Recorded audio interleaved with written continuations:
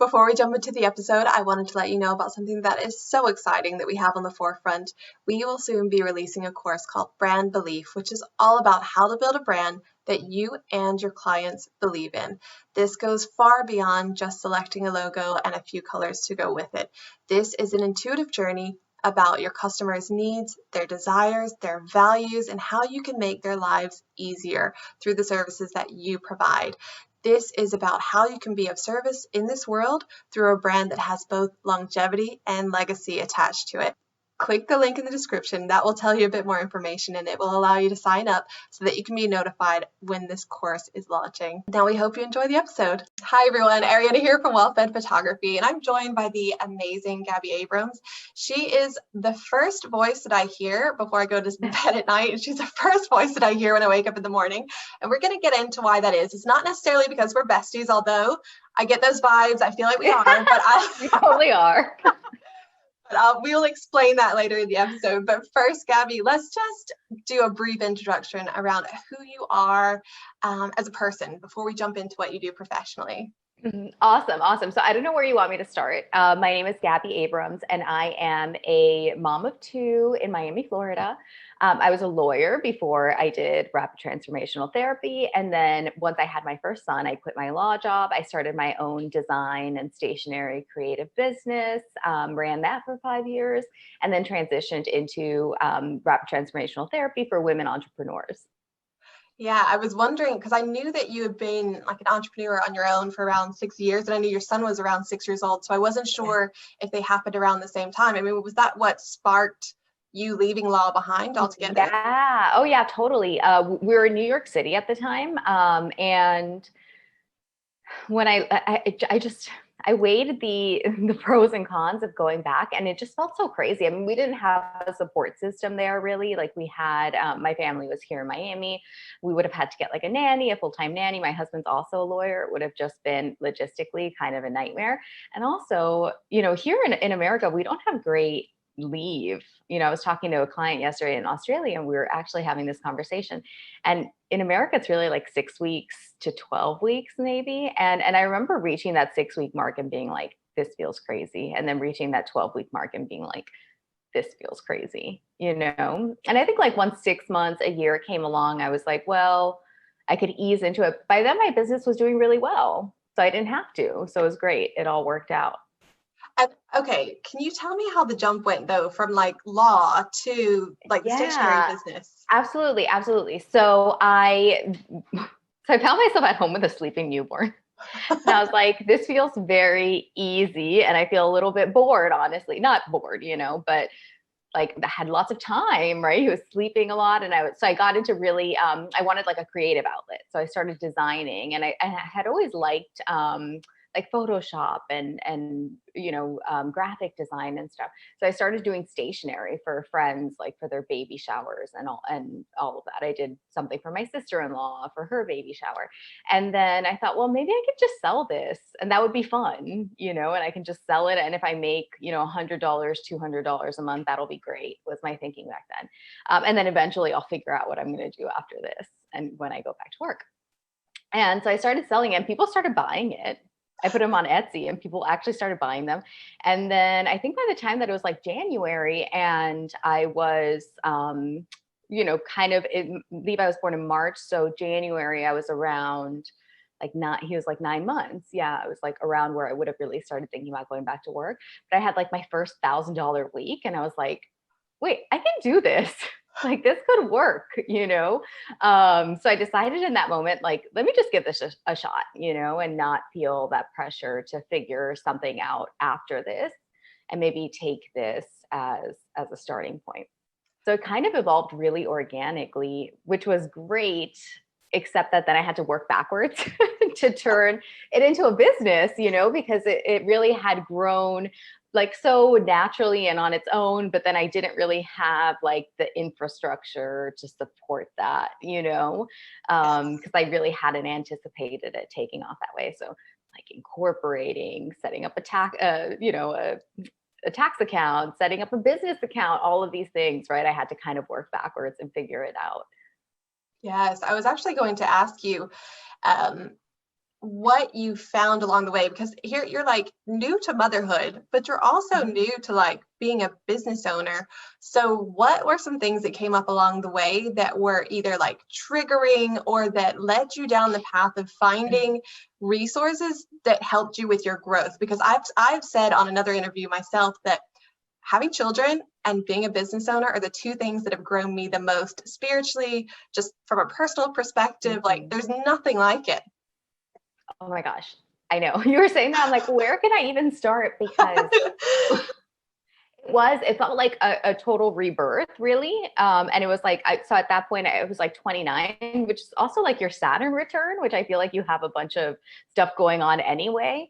But yeah, so becoming a mom, I felt like was amazing. It was like really the best thing. And the best part about it is that it had been this big unknown for so long, right? Like I was like making all these plans and, going to law school and finishing law school and getting a job. And then I kept wondering like, but when I have a kid, how am I going to feel? And it was like so much pressure to have something so big looming, right? Because you're kind of building this thing and you're like, but what if this all turns out to be wrong? And it actually drove me a little bit crazy in my 20s, right? Like this idea that someday I was going to be a mom and maybe this was all for, was going to end up being not what I wanted, which is of course exactly how it turned out. So I'm like, okay, I kind of knew that was coming. But then it grounded me so much and it gave, it was like, okay, this is it. Like, this is my life now. And now I can actually do the things that are going to fit into this life, which I felt like was really freeing. I can actually start making the choices that are going to fit into this, right? Like, this is what my life is going to look like. It felt permanently for at least a while, right? Until my kids are grown or whatever. But it was a good starting place for this, for the rest of my life, having my son. And did you find that in doing that, you also like became much more firm on what you were not available for as well? Oh, absolutely. Yeah. And not just that, like you realize so much of your bad behaviors when you become a mom. Like, like and by bad behaviors, I mean, like you're like stuff that's not serving you, right? People pleasing, boundary, like not having boundaries, running around just for the sake of it, all of these things, like going here, going there, just because you said yes to this invitation or that invitation. Suddenly you have a child and you're like, this doesn't work. Now I'm really, really burnt out and I'm really exhausted. And especially with starting a business, I was like finding myself working really late at night and just being exhausted and just putting so much pressure on myself to get my business going, but also be a full-time mom. Because at this point, I didn't have childcare or anything, right? Levi started school when he was about 2. But until then, I was home full-time with him and running my business full-time. So it really was a lot of pressure that I was putting on myself, I think, to be all the things. And I think the other thing that was so hard, and I talk about this a lot, in my, I always think that like the point of like RTT and all this subconscious work is really to make you whole, right? To integrate all the parts of you so that it becomes just you and not like all these different parts that are living inside of you. So I think a lot of people feel like I'm a mom and I'm a business owner and I'm a wife. Well, which one am I? Which one am I right now? And then they switch and put on like different hats and different roles. And then we're left wondering like why we have imposter syndrome or why we don't know ourselves or why we don't trust ourselves. And it's like, well, this is why, because you're not allowing yourself to be like a fully integrated person. And so when I started out, I think that was the hardest part, like defining myself. Was I a full-time mom? Was I a business owner? Was I, an entrepreneur? Was I just like a hobby seller? Like I just didn't know. And it would drive me crazy, like that kind of like imposter syndrome, I guess. And so did that lead you down the path to find rapid transformational therapy, or is that something that came later? Yeah. Oh, absolutely. Yeah. So I started working actually with a coach it's so funny. I had just written a post about this. Like back then it was like so different than it is today. Like, so it was 2015. I think there were like 2016, there were maybe like 2 Facebook groups for women entrepreneurs, right? Like, and every time that I mentioned this to someone online, they're like, yes, oh my gosh, I remember those, because when they started, it was like, oh, this is so nice. But, if it wasn't for you, it wasn't for you, right? And it really wasn't for everyone. It was like more of like they weren't like how they are today, right? Where they're like really communities. So, there were 2 Facebook groups, a couple of courses, some coaches, but they were more like life coaches at that point. They weren't like highly specialized coaches that we see today. But I ended up connecting with someone actually from New York once I was back in Miami. And she was a life coach. She was a brain-based life coach. And I started working with her because I was just like, I'm going to drive myself crazy with this. It was so much. And I was just like, I don't know. I think for me, that the biggest struggle is really defining myself. Like, who was I now? So many changes. I had moved back home to Miami from New York City. And I think that it was that struggle of like motherhood and business and law, right? Because at this point, I still had like one toe like in the water, right? And I was like, well, maybe I'm going to go back and be a lawyer.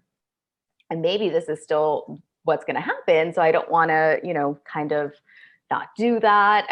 So it was a lot. And I started working with her, and she was a brain-based coach. And that helped so much because it was just like helping me understand why I felt the way that I did, why my brain was thinking the way that it was thinking. And I started to realize like, okay, all of these things are very normal. Right? All of these feelings are extremely, extremely normal. And that kind of set me on the path of like really getting into the neuroscience of performance and the neuroscience of business and all of this stuff, which eventually led me to rapid transformational therapy. And so can you just explain what that is for people who have no idea, they've never come into contact with, say, Marissa Peer or anything like that? Can you just explain what RTT is? Yeah, definitely. So it's a mix of hypnotherapy, cognitive behavioral therapy, neurolinguistic programming, and just traditional talk therapy. And the idea is that it's a regression-based therapy. So you go back to the root cause of whatever issue is presenting itself. And then you make these connections between, okay, why did that come up? Why is that lurking in my subconscious? What is it that I'm struggling with today? What insight does this provide? And then we work together to really rewire it. And we use neurolinguistic programming to speak directly to your subconscious mind, and kind of upgrade your programming, right? Because the idea is that most of our programming was formed by the time we were 7, like 97% of our mind, our subconscious mind. So we're really running on like these very, very old systems, like these like childhood, Yes. like the mind of a child basically is like running this. Yes. So I actually had an interesting one. I'm going to interrupt like the flow of where we're going just for a minute to say, just as an example of what this can look like, how we form different beliefs. So like I had a money memory come up recently around, I had a principal in school and he won the lottery. And he also later had his house set on fire and something happened to his chickens. Like he had chickens. I don't know what happened to them. I just know bad things happen. And it was only, Gaby, like a week ago that I realized that those two might not have had anything to do with each other. Yeah. Because my young brain said, if you win the lottery, someone's going to be after you. So do you see things like that all the time? Oh, yeah, totally. And you might have even heard that in your house, right? Like it might have even been something that someone mentioned, because parents say stuff like that super innocently all the time, right? Like, oh, look, wow, such a good thing. And now look what happened to him, and it just totally in passing. But as kids, we're like, oh, wow, we take it to mean something completely and totally different. And yeah, sometimes I always tell people, I'm like, sometimes the memories that come up are so small and it seems so small and insignificant, but we've attached so much meaning to them as children. I remember my first session, it was an imposter syndrome session. And I went back to like taking tests in 2nd grade and being nervous to take the test and then ending up getting a good grade and wondering, how did that happen? And I'm like, wow, I had no idea that that's what was under the surface there. No idea. Yeah. I had some surprising ones come up whenever I was doing mine, which I'll speak about in a minute, because I feel like it'll be powerful. You've spoken about what RTT is, like what it combines, but for people who maybe have preconceived notions around hypnosis and what it is, like, can you just talk about what people think it is, but what it is in actuality? Yeah. And it's so funny because I actually always tell people, like, because I don't want them to be disappointed, right? Either because I think a lot of people are expecting that they're going to be like put in this trance, and like just like totally lose. You know, I think some people want that, right? They want to just totally lose control. And it's not really like that. And especially not the level of trance that we go into for RTT. It's really more like a guided meditation. And I tell people, you go into trance multiple times a day when you're watching TV sometimes, and you'll just find yourself like your mind's just wandering off, right? Or you'll remember some, you know, like whenever you had this money memory come up, you're probably feeling relaxed. You're probably feeling, you know, just doing the dishes or, you know, cooking, right? When people are preparing dinner, they'll go into that trance state, and you find that you do your really good thinking there. In the shower is another perfect example. People always say, my best ideas come in the shower. I'm like, that's because you are basically in hypnosis, right? You're accessing that subconscious mind. So people go into this state multiple times a day, right? It's not anything particularly unusual. And I always tell people, another thing too, is that it really depends on what your baseline is, right? Like it's just about your conscious mind loosening its grip. That's all that it is. It's not some magic, you know, some people go really deep and it feels amazing and it really feels like this amazing subconscious journey. But for some people, it's just accessing a level that they're not used to accessing. Yes. And I'm curious, like, can you tell people how much control the subconscious mind typically has over our day-to-day life? Like, how much is it in control versus the conscious mind? And why is that important to know? Yeah, so it actually controls, they say like as much as 97% of our actions, which is crazy, right? So our conscious mind is really only doing 3%, and we really, really overrun it. I always tell people, I'm like, you are burning out that computer because you're making your conscious mind try to do all of these things that it's not equipped to do. You know, your subconscious mind is like, you cannot constantly be trying to override your 97% of your brain. That's why you end up exhausted and burnt out and tired, and people say I can't even think anymore. I'm like, this is why, because you're trying to like over program 97% of your thoughts, right?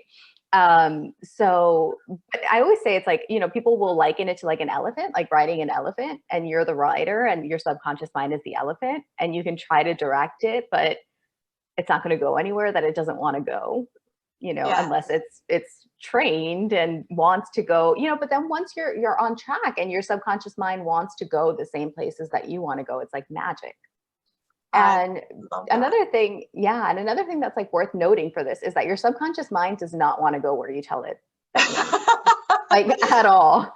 Because I think people hear that and they're like, oh, perfect, right? I want to be successful. And it's like your subconscious mind does not. Your brain only wants to keep you safe.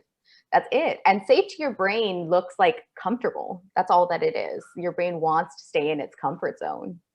Yes. 100%. You know, it does not want to change. It does not want to become more successful. It does not want to make money. It does not want to do any of these things that you're telling yourself you want to do. Yes, I know it seems like whatever story that we have going, if we're wanting to shift that, if we're going to evolve past it, transcend past where we are, it's like the subconscious mind wants to keep us safe. It wants to keep us in this realm of what we have known. So you help people move beyond that, right? You help them unleash their ability to Yeah. go past that. And like you said, take their subconscious mind with them on that journey.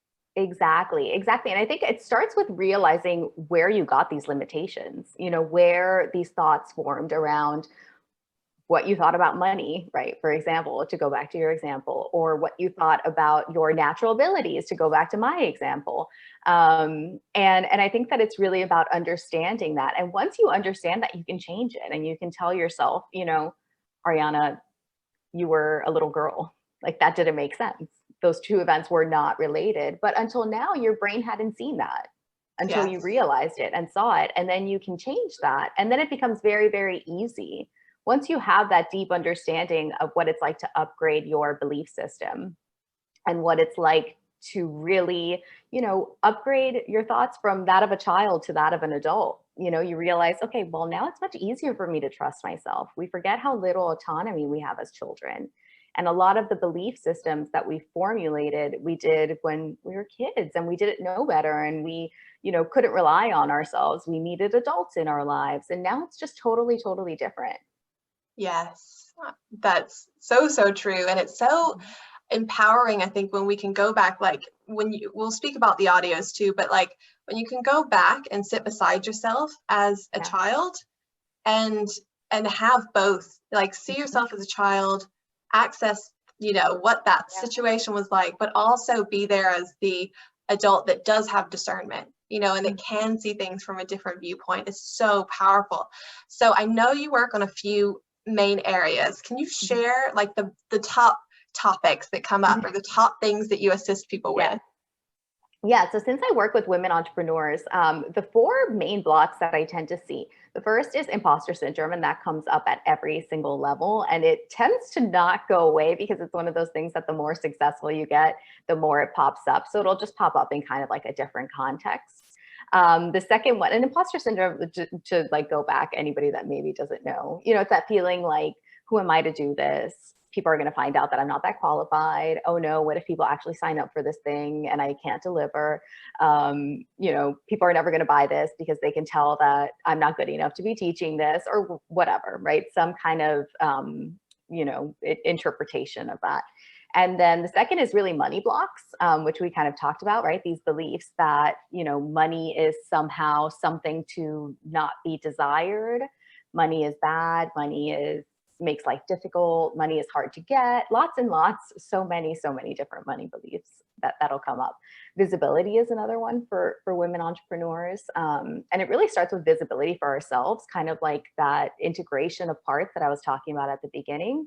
And this idea that we really keep ourselves from seeing ourselves as like a whole person. It's really scary to imagine that we're this whole person with limitations and unique interests and quirks and this and that. And we just feel like, well, if I could be more inside this box, that would be great. If I could just be less of this and more of this, that would be awesome. And it doesn't really work that way. And then the final one is fear of success, comes up really, really strong for women entrepreneurs, especially once you get to a certain level, that fear of having success and losing it, wondering what the point of all of this. So those are the four main ones that I see. What are some of the funnest or most juicy ones that you tend to love working with the most? So I really I love working with money blocks, just because I feel like they're so deep. I could spend like 3 months working on money blocks with someone, and I do, like there are people that come to me and they come just for like, I've been doing these like subconscious transformation packages. And I always tell people, they're like, what would this be great for? I'm like, money. If you want to transform your relationship with money, it really is like a long-term kind of thing, because we've acquired so many negative beliefs around it. And not just that, but making money is, not even just about money itself. Like, so the first layer is like realizing, okay, money's not bad. This has nothing to do with money. And then the second layer is really tackling the things that it does have to do with, imposter syndrome, fear of selling, visibility blocks, right? Fear of being seen as yourself and charging based on who you are and all of that kind of stuff. So those are probably my favorite. Those are the juiciest, the ones that kind of can go on for the longest. What do you find? Because I know that, like I've availed of your audio bundle, but like when you're doing one-to-one type work, like what's the most common thread that kind of runs through most people when it comes to those feelings of not enoughness or not being okay to be seen or not being okay to make money? Like what is typically at the root there? Like what's going on? There are two big kind of things that I found for women are like the two biggest patterns. And the first is parentification, which is this idea that you have to be a parent in some capacity. So whether it's, a parent that struggled with mental illness or a parent that struggled with addiction, something along those lines, and you had to kind of step up and take responsibility at an early age where you just didn't know what to do. And I find that leaves, women in particular with lots of self-trust issues and lots of, imposter syndrome, really, because at an early age, you were kind of an imposter. You were pretending to be an adult when you were really just a child. And also resentment, right? A lot of resentment over not having had that freedom to just be a child, enjoy yourself. You don't know how to have fun because you never learned how to have fun. You don't know how to embrace ease because you never learned how to. So that's one of the big ones. And then the other big one that I see is mother stuff, actually.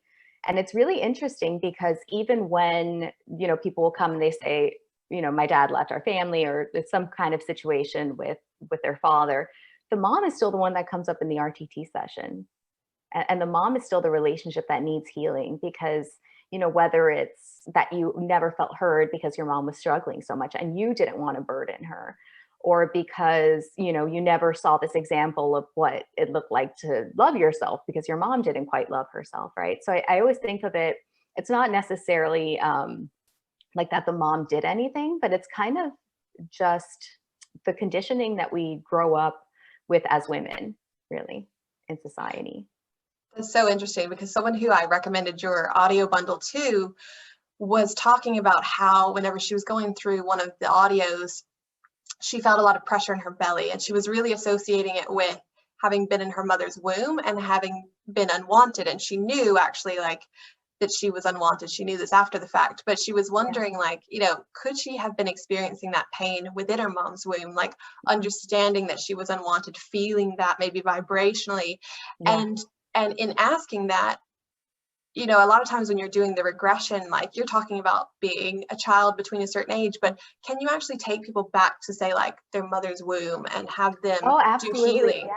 Yeah, absolutely. And people will definitely go back to that. I've had people go back to actually in between, kind of, where they are about to step into this, into their mom's womb, basically choosing their mom. And a lot of them will go back to seeing their mom very sad, and being like, okay, I need to come to this person.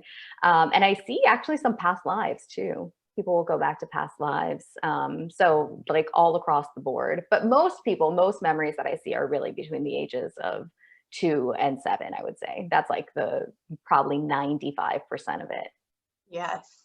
And I've mentioned it quite a few times now, so let's just talk about your audio bundle, which, by the way, is fantastic.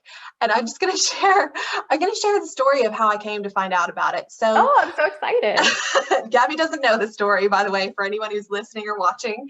This is the first time she's hearing it. So I had a photography mentor she's huge, right? Amazing photography mentor.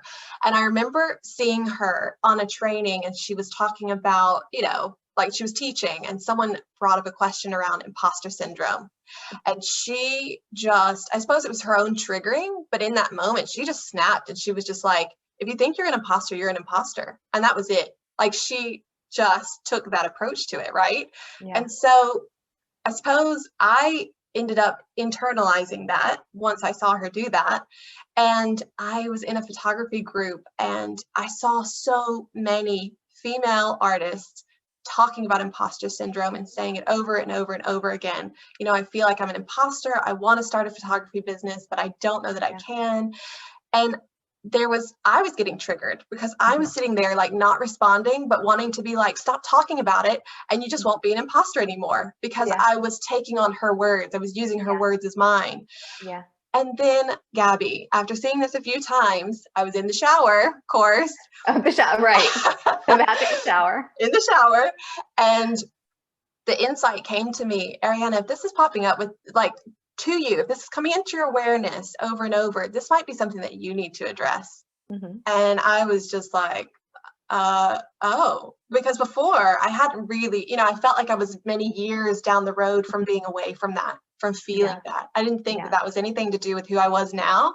And that night I just wasn't sleeping. So 3:00 in the morning, I happened to be on Facebook, and I saw imposter syndrome again, but it was someone recommending your audio bundle, right? They had mentioned your name.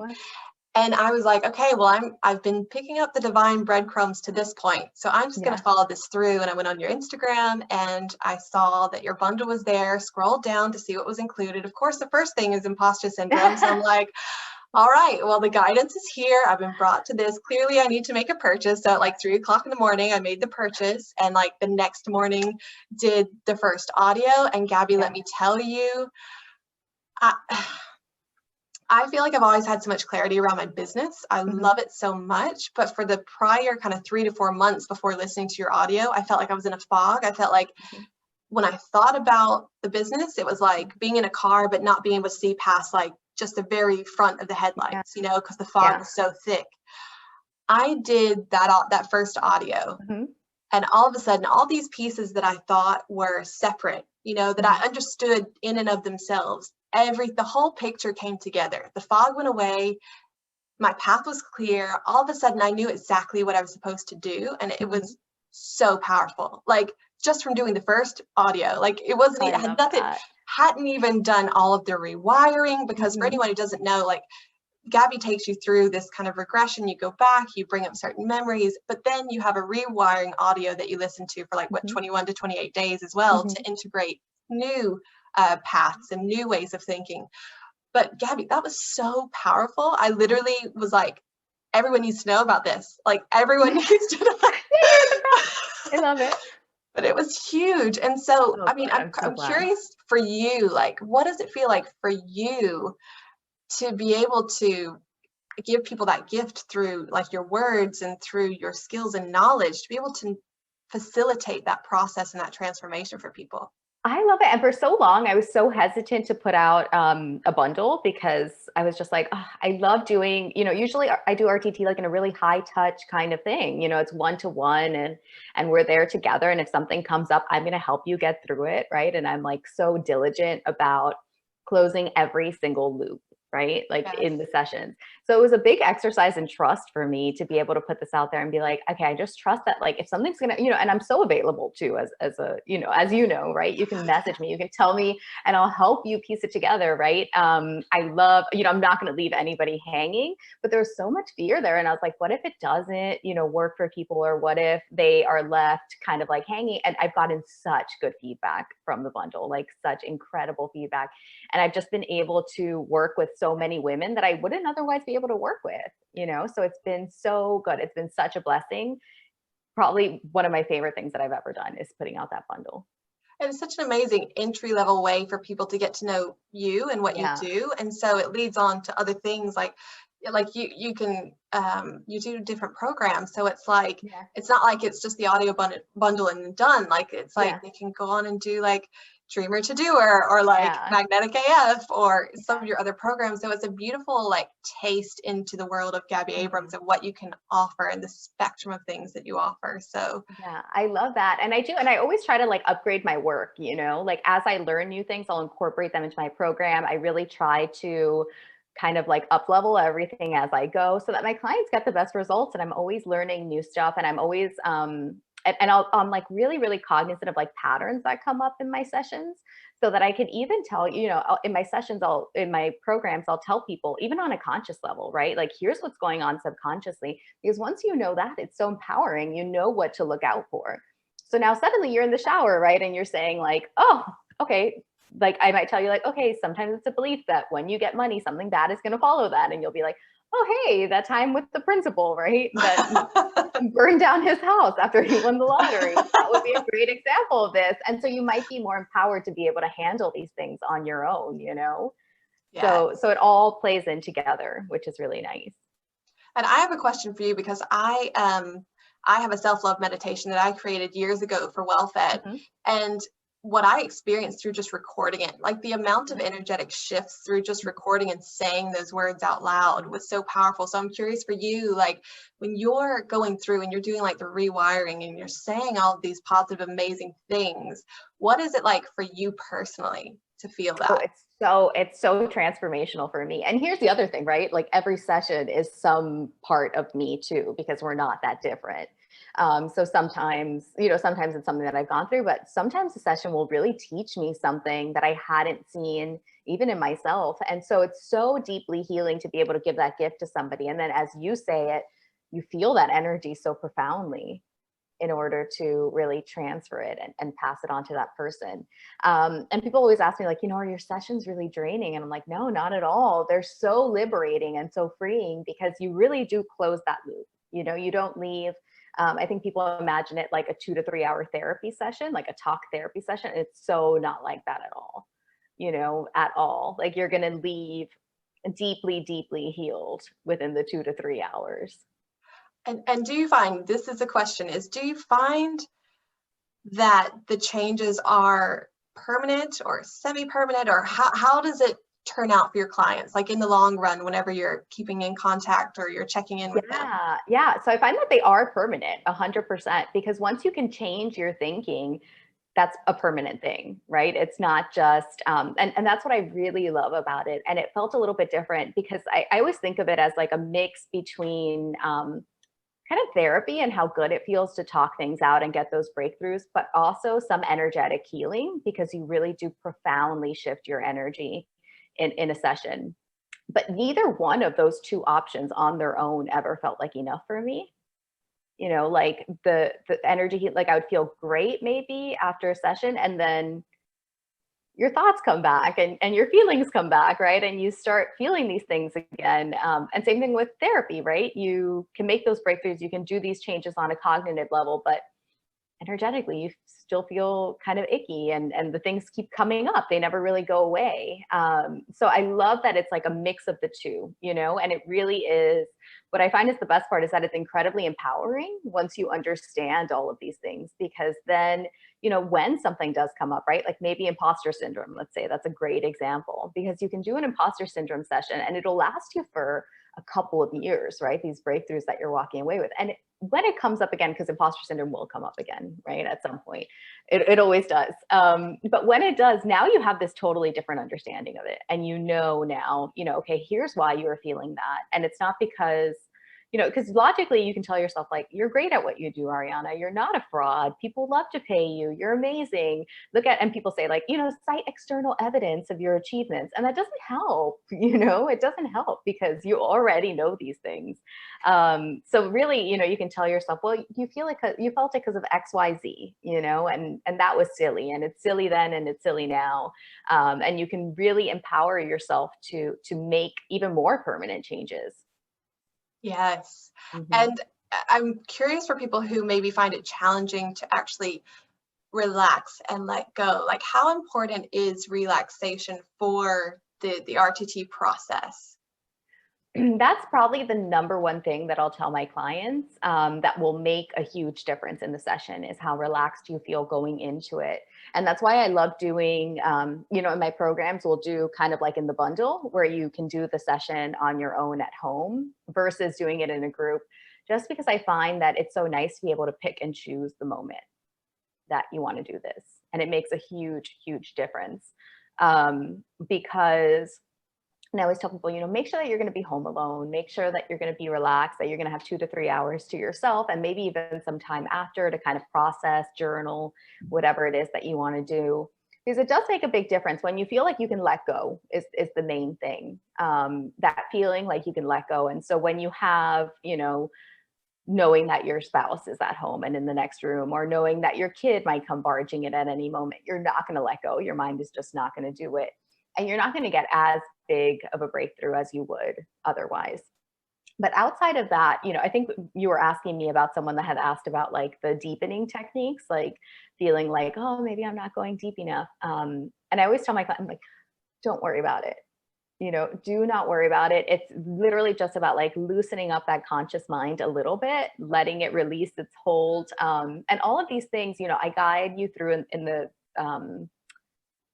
the recordings and in the one-to-one sessions. In the one-to-one sessions, we do like a really nice, deep, deepening, really, really relaxing, making sure that you feel totally relaxed. And then we move into the induction. So it's like maybe half an hour of like going into hypnosis. And some people will do it differently. And some people will just, I've done some sessions where people just, start off and they're like, all right, anyway, speaking to that subconscious mind, because it is a different belief. And as I have studied like NLP, they suggest doing that. They're like, just, jump in there, ask questions really fast. The subconscious mind is holding on to stuff. And I've done a couple of other different modalities that believe the same thing. They're just like, just jump in. The subconscious mind is always listening. You don't even have to, let the person has to do nothing here, just jump right in. And the more you can keep, the conscious mind on its toes. But I prefer like just going really deep. And I have a hard time, like I'm a terrible at hypnosis. So I have a really hard time letting go. So I really benefit personally from that, like really creating strong visuals of relaxation and really grounding myself in that induction. So I like to give my clients the same thing. Yes. And what would you say to people who maybe they've allowed themselves to get in their relaxed space, but the memories that are coming up surprise them? Maybe they're starting to judge those memories and think, oh, it couldn't be that. It couldn't be that. Yes. Why is that coming up? That seems so unrelated. Like, what do you say to people who experience that? Yes. Oh, all the time. And that'll come up in my sessions all the time. People will say, I'm not seeing anything. I'm like, that's fine. That's fine. The important thing really is like what you're feeling. It doesn't have to be seeing something. And some people are more visual than other people. Some people really clearly see something. Some people don't. So I always will walk through and I'll say, that's fine. What are you feeling? What are you experiencing? What are you thinking? And kind of get them to loosen it up. And they'll say, well, I'm not sure what I'm feeling, but I'm sitting in my second grade class and I'm like, okay, right. So that's your scene. That is exactly, but they think like, oh, it can't possibly be this. Like they're imagining that it has to be some like, I'm going to go back to this really traumatic moment. And they'll be like, I'm not sure what I'm seeing, but I'm just sitting outside with my little brother. And I'm like, perfect. Okay. And so you're sitting outside. So I think it's really about speaking their language. But a lot of people struggle with, I would say that that's probably the number one problem that I see in my sessions is people questioning whether what they're seeing is the right thing. They're saying, well, it can't be this, or I've already known this. I've already seen this, Yes. It's something that I already knew. So let me try again and go back to a memory that I don't know. I'm like, it's fine. You're going to leave with a different understanding of it, Yeah. And one that came up for me that I kind of hinted at earlier was I was like on the playground and I remember being sad because my parents had talked about getting a divorce. Now they didn't get a divorce, but I remember them speaking about it made me feel like shame, like I was carrying the shame for what that would mean if it did happen. And it seemed totally unrelated to, money blocks or whatever, the topic was of the audio I was going through. But then I realized that, guilt and shame in any form will hold us back so easily. Mm-hmm. So the shame that I was feeling around that, I needed to release, even though I did, sitting here as like a 30-something-year-old woman, I wouldn't have thought that had such a big hold on me. But when I could see it and when I was going back through it, I was like, oh yeah, I could feel the shame. Yeah. So now I can release that and I can rewire other things in. Mm-hmm. Yeah. And that guilt and shame, they're the two lowest vibration emotions, like when we talk about that scale, they're like right above catatonic. Like they're so low vibration where they really, really do inhibit you from achieving so many good things when you're still holding on to even a small bit of shame. And the good thing is, a lot of it, especially as women, I feel like we feel so much shame and guilt. And as moms too, like, because we've grown up seeing it. I think that there's like an idea that we're kind of expected to feel that, and that there's something really, valiant in feeling guilt or shame or productive, right? I think that it feels like a somewhat productive emotion. But when we can release it even a little bit, it helps so much. Yes. I just had one more question about the audio bundles from people who've tried it out and sent on their questions, knowing that you're coming on the show. Yes, and one was that because there's a certain rewiring phase for each topic, but can they actually go through the bundle faster and then like rewire, a few things like here and there, like maybe money in the evening and like visibility in the morning? Like what's the best format for doing that? Really, truly the best thing is to listen to each, recording for the full 28 days. Now, they're not so different, right? Because they're all kind of rooted in similar things. And the main things are safety, self-trust, the main triggers that I see that really need to be rewired. Not trusting yourself, not feeling safe for whatever reason. And so all of the tapes are kind of designed to help you feel that in different capacities. But since they're not so different, I tell people, if you really want to do it and you really just want to listen to one for 28 days, pick whichever one you like the most and listen to that one. Because some people really find that they resonate really, really strongly with one and are still listening to it, a year later, a year and a half later. And then otherwise, if it's two really unrelated things, which I don't really do, but if it was, let's say weight and then visibility, or weight and money blocks, I would say don't, because your brain is going to get very confused. You're just like, it's like over scheduling, basically. It would be like the equivalent of like over scheduling. You're just trying to get your brain to do too many things.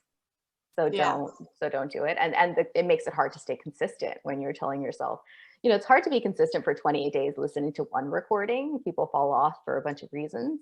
But when you're telling yourself like, well, I'm just going to listen to 3 or 4, then like, I'm like, no, you're not going to do that. Don't do that. Just pick one. Well, I've thoroughly enjoyed them. They've been such a wonderful complementary part of my life and for the business and this is a huge year of up leveling for me. Mm-hmm. So it's been amazing to have them. And I want to thank you for that. But I also wanted to touch on something you said earlier, which was the integration of the whole being. Mm-hmm. And I remember running across one of your social media posts where you were talking about, I think you're maybe a teenager and your younger brother's friends were over. Is that what was going on? Yes. Yeah. My brother's 6 years younger than I am, or 5.5. Yes. Yeah.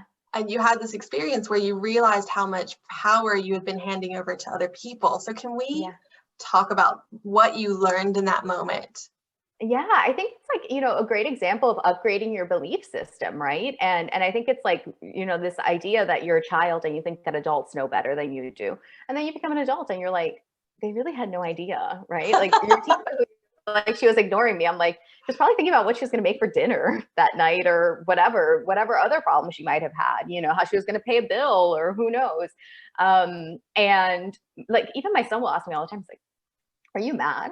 I'm like, no. And he's like, oh. I'm like, why? He's like, you're making an angry face. What are you thinking about? Nothing. And so now I've just started telling him, I'm like, it's just my face now. It's just age. This is just my face. But the kids read into so many little things. And then once I got to be a teenager, it was so much like, well, what do boys think of you? And what does it mean if they don't like you? And what does it mean if they don't, are not pursuing you, and all this stuff.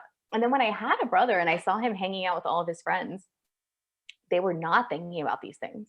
And if they were, it wasn't like, oh, this girl, she's so popular and she's so amazing. We only like her, which is the conversation that you imagine them having, right? Oh, we only like her and everybody else, like they were just, I don't know, talking about boy stuff, like talking about teenage boy stuff. And I was like, I can't believe that I thought that this was different. It was just such a big mindset shift for me. I was like, I can't believe that I was like imagining these conversations that they were having looking so differently. And they're not even thinking about it. And then I started thinking like, well, where else does that apply in life? And everywhere really. People are not having the conversations that you think they're having about you. People are not thinking the things that you think that they're thinking about you. And we're giving away so much power saying, well, people must think that I'm this, or people must think that and they're not. They're not. There's part of me though that wants to say, but probably in law school, everyone was thinking of you and Elle Woods as like the same person. Probably. Did you get that a lot? Did you get that a lot? I got that. I got that so much. And so I got that like way before law school. And then I probably got it like least when I was in law school, which is surprising. You would think it would be like the opposite. And then I got it least as a lawyer, I think, which is even funnier. And then once I was not a practicing lawyer, people were like, oh my gosh, you look just like Elle Woods. Yes. And I was like, oh, lawyer before it too, which is funny. Well, I just have like a few more questions, then we're going to round out the interview. It's been so amazing, and I feel like we've covered so much in in just this amount of time. But one thing that I feel like is so, we're talking about women and just I guess moving past some of the cultural things we've experienced, and one of those is around money. And you mentioned, I guess, your husband's grandfather. He was very open with you around money. And so when you went on your entrepreneurial journey, he was cheering you on and he was asking you questions. And can you just talk to me around what it was like to have someone who could have an open conversation with you, and like in a cheering you on kind of way, rather than oh, you made this much, you must think so much of yourself or whatever, you know, like. It's so funny. And I don't think I realized like the power. Well, at the time it felt so nice, you know, and it really felt like having someone cheering you on, because every time I would come, he'd be like, so how much did you make this week? You know, and if it was like more than, he would go, wow, I can't believe it. You know, he would just be like so happy. And you know, even after, you know, I've stopped like emailing him as much, right? But when I did, I don't have to keep him updated on everything. But after certain milestones, I've emailed him, you know, and told him. And he's been so excited. So, and it's really funny because he's been like, when you make $1 million, you got to tell me, you know, and then 90 something. And I'm like, I got to do this. I got to do this. Norman is waiting to hear from me, you know? So, but I think it was really fun. And, you know, I think that part of it for both of us was like, almost like the taboo of talking about it. You know, I think it felt really fun and like, oh, people want to talk about this, you know. I think it was something that interested both of us, and people usually don't want to talk about it because usually the conversations that we have around money are so disempowering. So I think it was really fun to just be having this conversation about like money as a fun thing that was growing, that was exciting.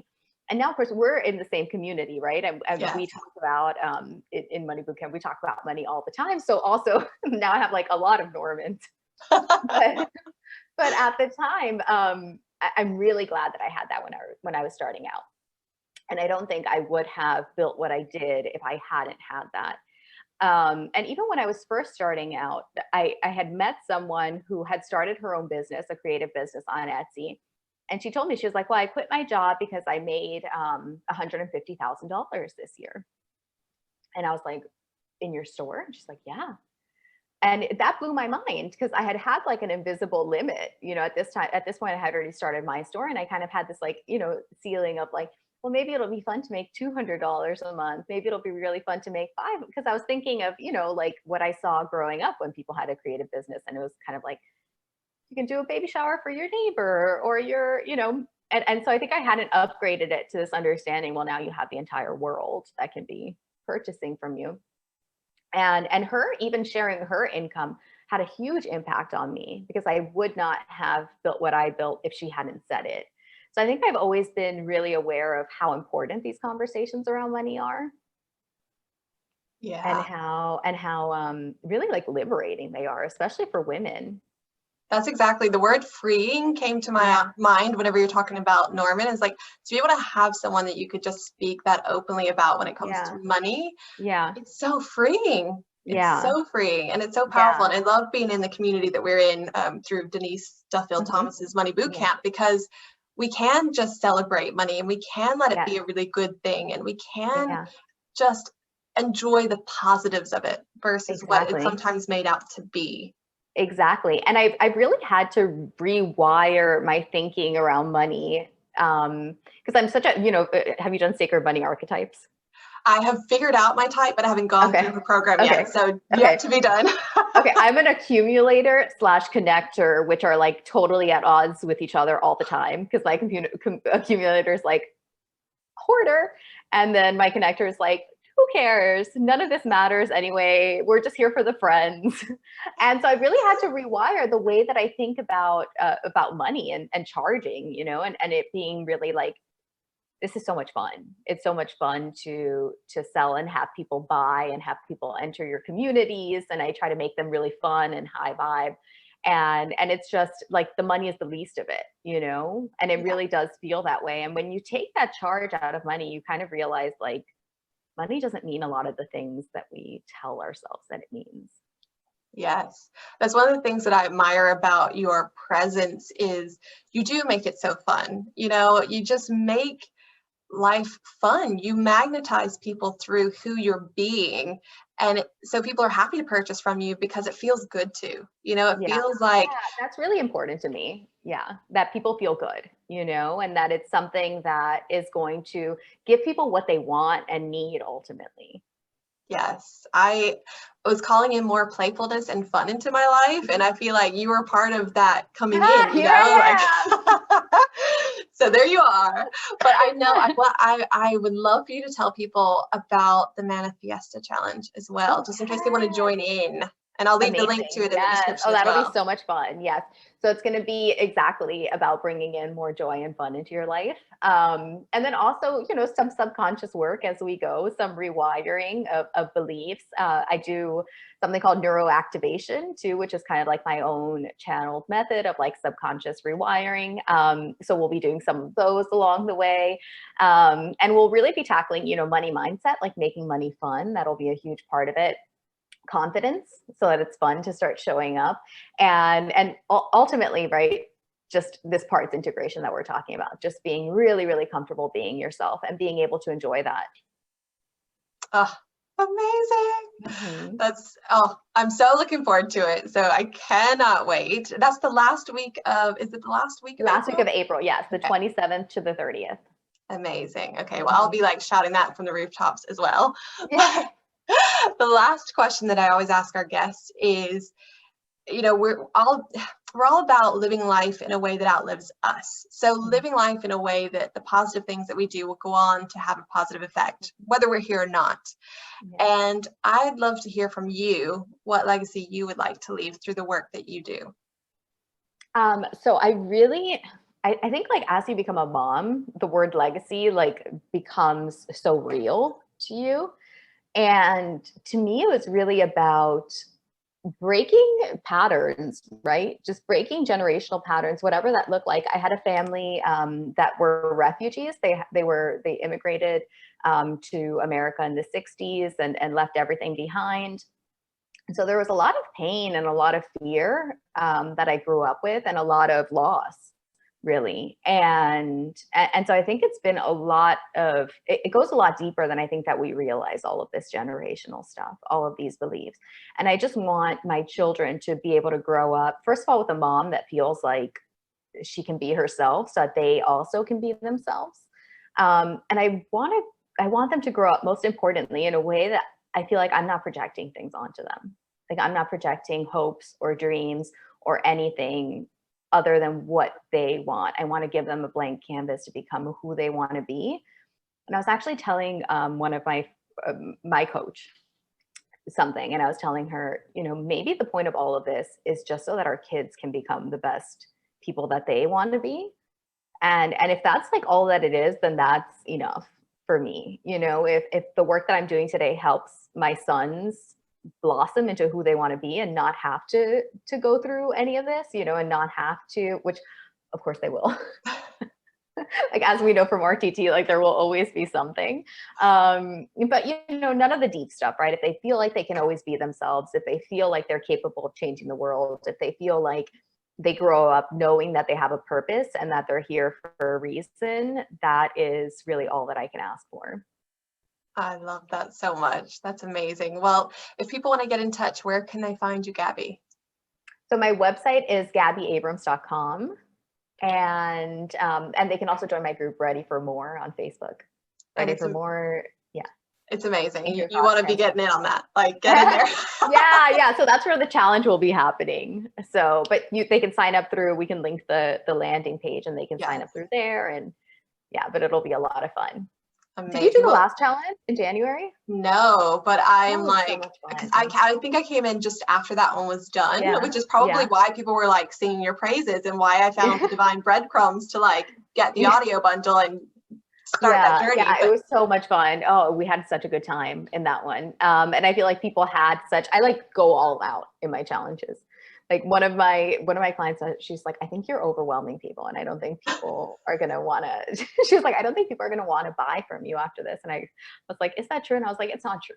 No, like I would rather over deliver like 1,000 times, I don't even, it's fine. Yeah. Yes. Is there anything else that we didn't talk about that you feel like is important to say? No, I think we covered everything. If you have any more questions for me, I'm happy to answer. we covered so much. So I think just thanking you. Thank you so much. Thank you for sharing your energy. Thank you for sharing your Ooh. fun. Yeah. It's been amazing to like have you in my own life, even through just Facebook groups and communicating that way. But thank you for coming on the podcast as well and just sharing your light with everyone. Thank you for having me. I've been so looking forward to this. I've been so looking forward to it because I love you and I feel such a nice connection to you. You're amazing. So Thank you. you can count on me for anything that you need ever. Thank you so, so much. Thank you for being here. We hope you've enjoyed the show. Please feel free to leave a comment or a review to let us know what you loved about this episode and others like it. And if you'd like to be featured on our show, or if you know of someone who would be an amazing guest, get in touch with us at info@wellfedphotography.com and mention Living a Life Well Fed in the subject line.